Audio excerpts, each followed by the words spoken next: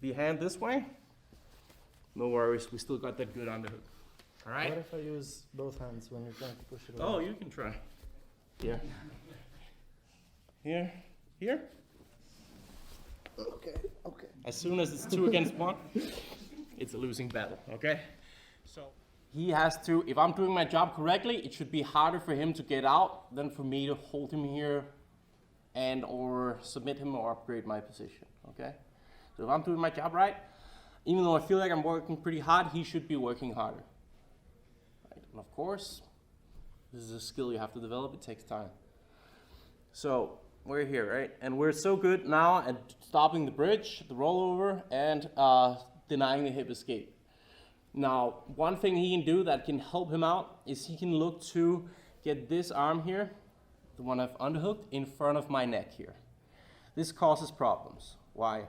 Because he can dig his fingers down, and just by pushing with his elbow, you can hear in my voice here, I can't really keep my head low, and it's hard for me to put pressure on him. What's this gonna do? This is gonna give him more space here. He can get that other forearm in front of my hip, and now when I try to follow him with the hip escape, it's really difficult. Right, so this frame here, combined with a frame on my hip here, this is gonna cause me problems. It's gonna be harder for me to hold him, it's gonna be easier for him to hip escape out. All right, so what can we do about this? Well, first thing we can do is we can keep our chin to our hands here. When he tries to swim in that arm, it's very difficult, okay? What we can even further do is we can shrug this shoulder down to our hands here.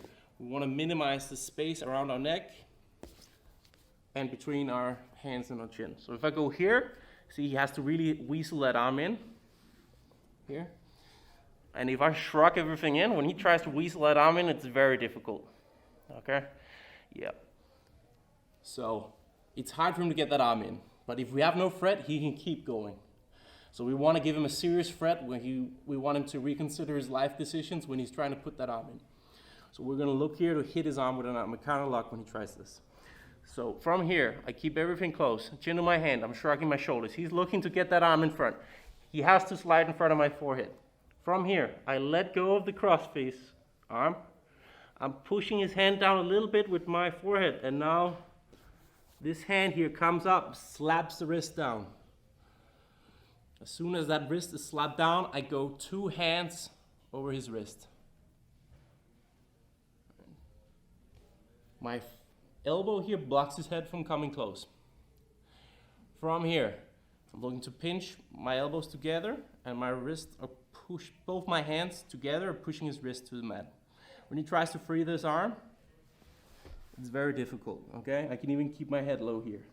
And from here, I can put on a strong arm lock.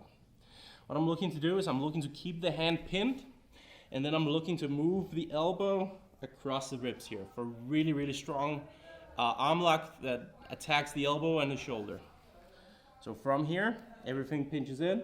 I'm looking to lift his elbow with my elbow, and I'm gonna look to pull it across his ribs. He taps right there. I have all this space to hurt him, which I'm not gonna do, but I can, okay? So back here. So we have to be ready to release this arm, right? But to make everything slow, we have to have our chin to our hands, everything shrugged. He tries to swim that hand in front of my face, I can feel it. I'm pushing down with my forehead. I'm releasing this hand, now it goes right to the wrist. 2 hands together.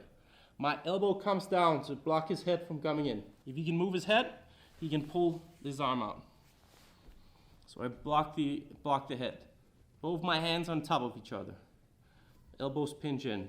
Now from here, my right elbow lifts his elbow, and I'm thinking about pulling it across his ribs really slowly. It's a super strong lock once it's on. So you have to move really, really slow with this. Yes? Is that grip better than a Kimura? Yes. This grip is better than this grip here. Here, it's easier for Theodore to straighten his arm. Yep. When I go 2 hands over each other, when he tries to straighten, it's difficult. And if I put my head over, it's even more difficult. So just from being here, go, to being here, there's a big difference, okay? So let's try this move out. Once you feel there's tension in your arm, your elbow / your shoulder, or you feel like your whole arm is gonna explode. Tap 2 times on your partner, say stop, tap, okay? And when you're putting on the lock, put it on slowly. Let's try it on 3, 1, 2, 3. Now, we're not always gonna be perfect. So there's times where our head's gonna be drifting and he's gonna swim that hand in. And what do we do here? Well, from here, if I just try to sit up to push his hand down, I lose connection. I lose tightness, I lose him. We know now that when he puts in this frame, it's not to roll me over, it's to move his hips away. So we revert back to the posture, the sit out that stops his legs from catching our legs, all right? Now, this thread is denied for now. Also, we have another benefit from here. When we're in the sit out position, we can take our head higher, which means that we can get this arm free here. We're looking to get back to this hand now. From here, I want to pull in his elbow, and I want to look to slide this back here and find right here where you would put a bracelet, right? Some people were not here, they're at Roskilde Festival, they have a bracelet right here, right?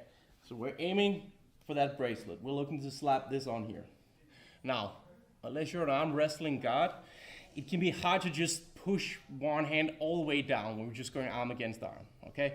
Even though there's a size difference between me and Theodore, if he really tightens his arm here, it's gonna be hard for me to wrestle his arm down. So what I'm looking to do is I'm looking to pull in the elbow, push off with this foot here, and lean my head over the arm so that I can drive a lot of body weight over the wrist. That's gonna help me some, okay? As soon as I get my hands close together, I'm gonna put that second hand on top. Now it's 2 against 1. So when he tries to arm wrestle from here, difficult.